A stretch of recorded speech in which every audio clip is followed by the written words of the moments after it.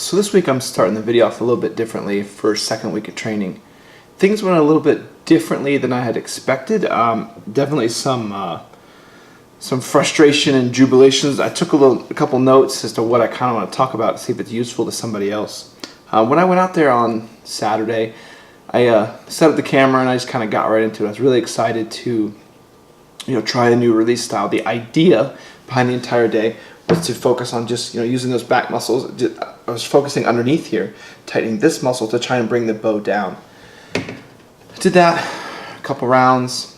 I just had massive inconsistencies, just a mess of arrows all over the place. So I was like, all right, I'm obviously approaching this the wrong way. So I started to use the back muscle back behind here to pull the arm backwards. Same deal. Those guys who can shoot that, much kudos to you. I had way more luck just pulling straight through the shot than I did trying to tighten those back muscles. So I went back to some basics. So what I had done, since I was doing the pull-through method, I had to change my stance. Originally my stance was very much a neutral style, bone to bone, so everything just kind of lined up. You could just lock everything up and then I could fire. The problem was if you pulled back from that neutral stance, the front arm had a tendency to bow outward. So as you pull back, the body starts to tighten up. So you're going to get these rights for a left-handed shooter or lefts for a right-handed shooter.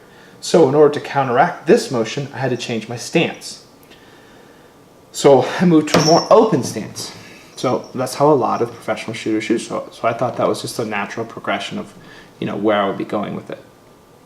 So now I have an open stance where I don't have nearly the same, skeletal system. I'm using my musculature to hold it up, which is okay, but it just caused its own level of variation. So I pretty much replaced one set of variations with 2 or 3 different ones. So I couldn't find a way to consistently shoot pulling the arm backwards. I did a lot of work with Archery in working on that technique, and I really drove it to the ground and drove all the way through that method.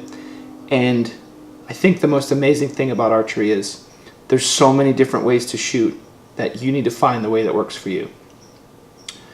So I went and I put that stance back to neutral, which he actually recommended I did from the get-go, and I went back to the release rotation. And once I did that, I was getting some amazingly consistent shots. I started to do some funny things where I wasn't, staying on target and watching it, and that's when I would get some deviations. But it wasn't as big an issue of having to concentrate so much on the release. So, kind of in the military, they tell us to kiss everything, like, keep it simple, stupid. So when I get in these, tense situations and I can't relax, I don't have to think of these 12 different things I need to focus on. Remember your breathing, remember this, focus on the sight. I can just think of 2 things. Focus on the sight, close your finger. I just need to make it as simple as possible so it's just repeatable. And even John Dudley, in a recent video, he talked about, even taking a short break away, the hardest thing to get back is how to get that arm to move in a consistent pattern. I just wanted to remove that variable completely. And there's going to be a lot of kickback of, well, that's how you shoot archery. You have to have the follow through. But after editing so many videos, you realize that as soon as it fires, everything, almost every motion that happens after that is flare almost. It doesn't do anything. And people are going to argue about that, disagree and fight about it, and that's fine. But from the technological standpoint, from the video frame standpoint, once you fire, it's about a couple milliseconds. You could just drop the bow and it would go to the exact same position. So I pressed forward with the release rotation, which you'll see in the video, and I really just focused on that little snippet where you could see the actual release within the video. But the biggest thing to take home is, you may see a lot of other coachers, or a lot of coaches and a lot of other archers, and the way they shoot. And the thing to remember is that's what works for them. Take what pieces from them and what parts they can teach you, and incorporate that into what parts that work for you. That's the biggest thing. People try to, follow these textbook instructions, like this is how you shoot. That's not how you shoot. You shoot how you shoot. So you need to remember that. There's, maybe the things that RC Archery taught me, maybe with the pulling through, that maybe that didn't work. But there's 2,000 other things, from the cadence to the pacing to the breathing to the stance to the focus, like a billion other things they taught me that did work. So having one thing that didn't, doesn't really make much of a difference. And I think that's part of the learning curve. He walked me through a path to make me realize what did and what didn't work, and then incorporated a whole bunch of things that did work, so ultimately making me better in the end. So this really just goes out to people to tell you, keep trying things, but don't be afraid to step back to what works. If it works for you, do that. You're going to see a billion different styles, a billion different shooters when you go out to tournaments. But then you go and you're going to be told there's only one way to shoot. There's all these guys, on Archery Talk. They say, hey, can you check my form? Let me know how many times someone says on there, no, your form's perfect. I've never seen one. Not a one time has someone said, no, your form's good. Go and keep shooting, buddy. Because everybody has a different opinion on what perfect form is, what it's supposed to be shaped. Nuts and Bolts has a lot of really good points as to how things should kind of line up, but still your shooting style and your way, your frame, your bow, your brace height, so many variables are going to dictate what's going to be the right technique for you. So hope you enjoy. You'll kind of see some of the different ways I fired the release. I was going through one way where I did the finger rotation, and another way where I just actually was closing the fist. I still enjoyed the finger rotation more, maybe because I'm more used to it. But the hand closing was also a good technique. But overall, either one of those is more consistent for me as a shooter than doing the pull through, as I can't get the same exact angle. I mean, even a variation of 1 degree here is going to cause a massive change down at the other end. You could have all this bow torque in the world, and it's going to give you a very, very small amount of variation. But people, they'll tell you to emphasize that. But back here, if you do the slightest thing wrong, that arrow is going to fly in a dramatic fashion into a different direction from where you're aiming at. So this backhand is where all your accuracy is. So remember that when you can't figure out why you can't shoot straight, try to take that out of the equation. A Hooter shooter doesn't have a follow through. It doesn't need one. So why do you? And that's pretty much my thing. All right. So please enjoy.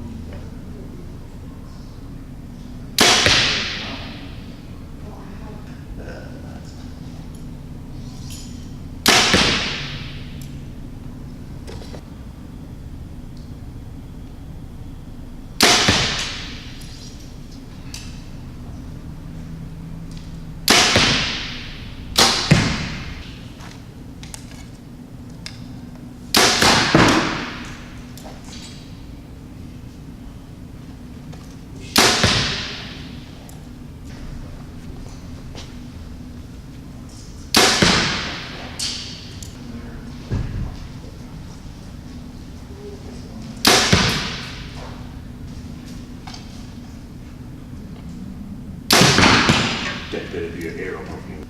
Your guess is as good as mine.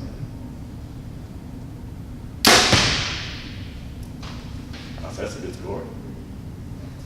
And then Okay, six. Six. Fun.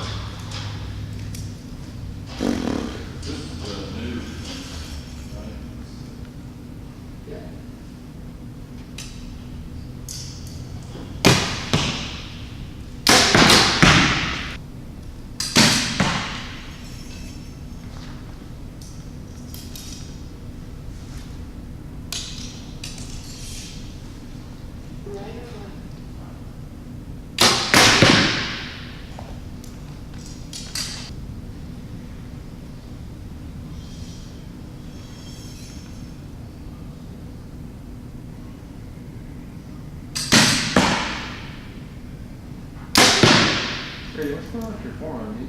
What? Where I dashed it? Oh my god. Yeah. Changed the way my. Ooh. Good sound.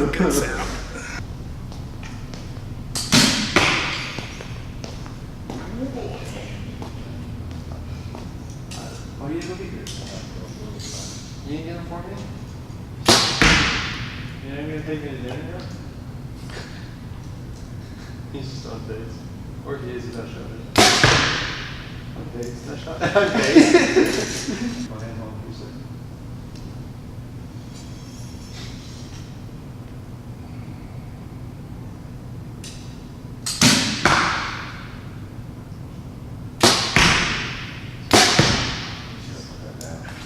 It's a goal.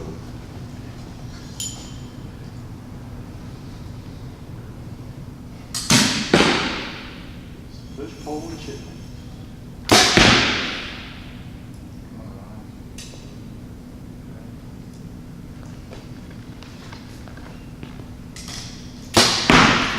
What's Jerry? I watched you.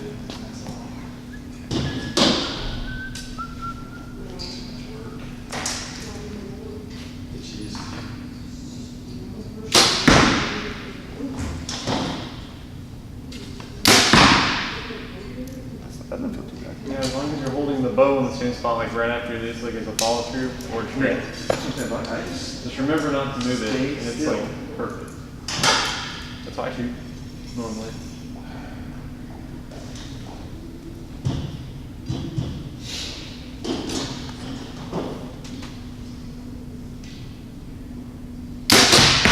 And that day that I brought my other iron shot, that was not a good day for me. Yeah, that's fun and actually decent. Now, do you squeeze slowly? So just slowly squeeze into it? I don't even think about my right hand.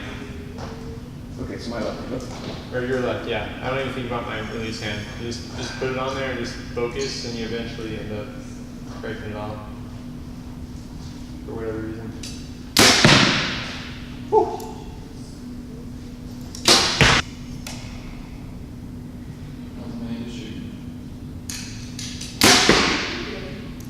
$87 and a half.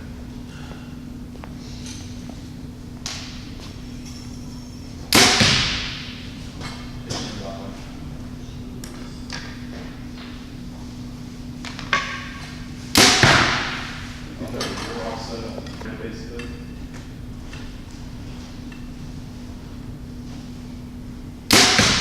In my I made that. Next time you have to shoot against me. You want? If you're into that. What? You're into that. Just keep learning. Just stay around 100. That's it. Just kidding. Just should put it down. Go, can you tell? Yeah, I didn't feel it.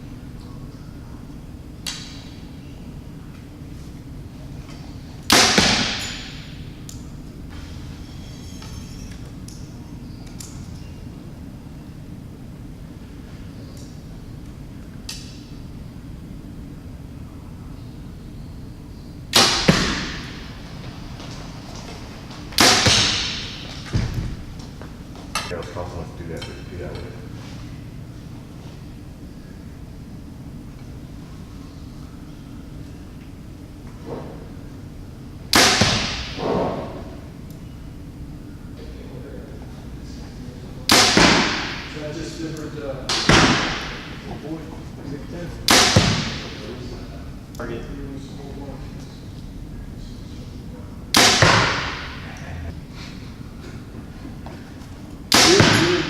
You let it down. Yeah. I've got really good gloves.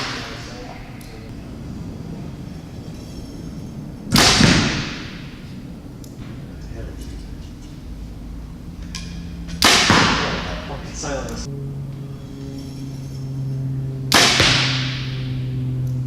Wrong. Y'all both hold on. Hold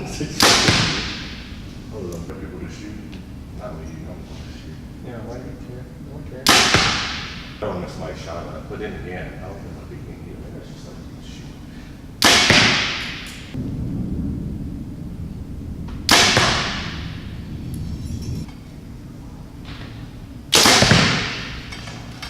It's the same spot, man. Same.